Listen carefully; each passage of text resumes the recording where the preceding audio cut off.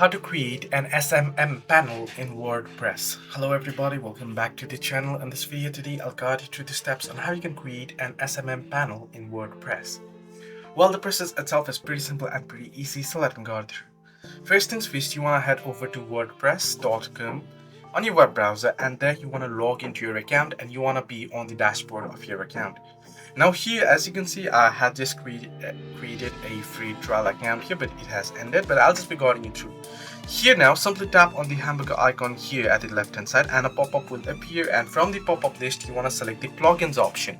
Under plugins, you want to search in for SMM plugins and you will have to add it.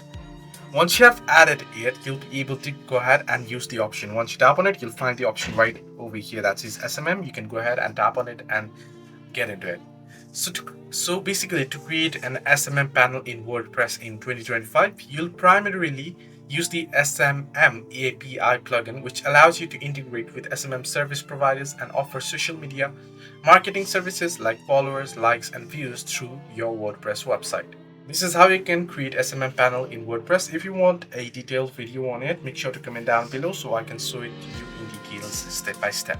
Hope this video helped. Do like and subscribe.